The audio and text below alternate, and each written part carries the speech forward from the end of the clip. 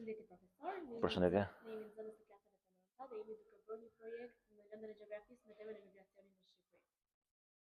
Ne këtë temë doam që ta shtrijmë në sa më shumë fusha të ndryshme dhe dy prej tyre janë historia dhe ekonomia, dhe prandaj kemi menduar të bëjmë këtë intervistë me ju. Si pyetje të parë kemi menduar, si ka ndryshuar fenomeni i migracionit shqiptar në periudha të ndryshme historike? Atëherë në dimensionin historik, kohor, ne shikojmë që ka pasur ndryshime të emigracionit. Unë evidentoj 3 ndryshime kryesore. Ndryshimi i parë është tek shkaqet e emigracionit. Nga mesjeta deri në vitin 1990, shqiptarët kanë emigruar më së shumti për arsye politike.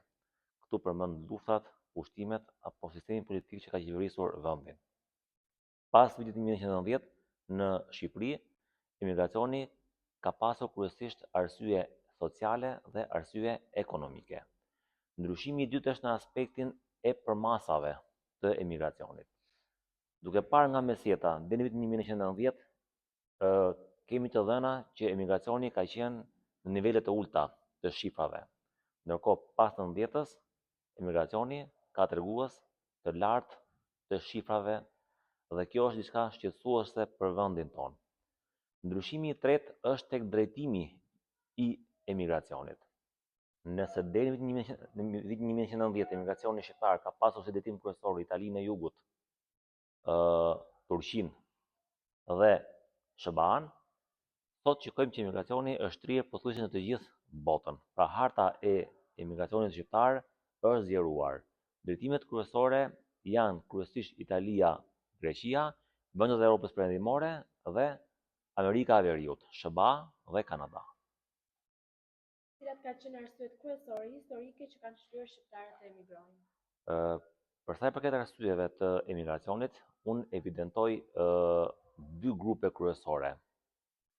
Grupi i parë ose arsyet e para kanë të bëjnë pikërisht me shkaqet historiko-politike. Përmenda pak më parë luftrat, ushtrimet, sistemi i qeverisjes ka ndikuar që popullsia shqiptare të marrë vendimin për të larguar nga vendi. Ndërkohë që grupimi i dytë ka arsye dhe faktor social-ekonomik, kushtet e vështira të jetesës, papunësia, zhvillimi i dobët ekonomik i Shqipërisë për shumë vite me radhë, kanë detyruar popullsinë shqiptare që të marrë rrugën e emigracionit. Si ka ndikuar emigracioni në shoqërinë dhe kulturën shqiptare ndër vite? Unë mendoj se emigracioni ka ndikuar në të dy anët e medaljes në shoqëri, si pozitiv ashtu dhe negativ. Ndikimin pozitiv e shikoj tek roli që ka luajtur emigracioni në emancipimin e shoqërisë shqiptare, si dhe tek roli promovues që kanë bërë shqiptarët në shpërndarë anë mban botës për të rritur imazhin pozitiv të vlerave shoqërore që ka populli shqiptar.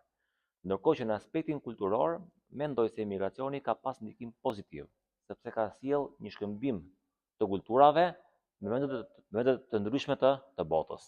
Pra kemi marrë dhe kemi dhënë në vende të tjera të botës. Atëherë tani do të ndalem pak tek pjesa ekonomike.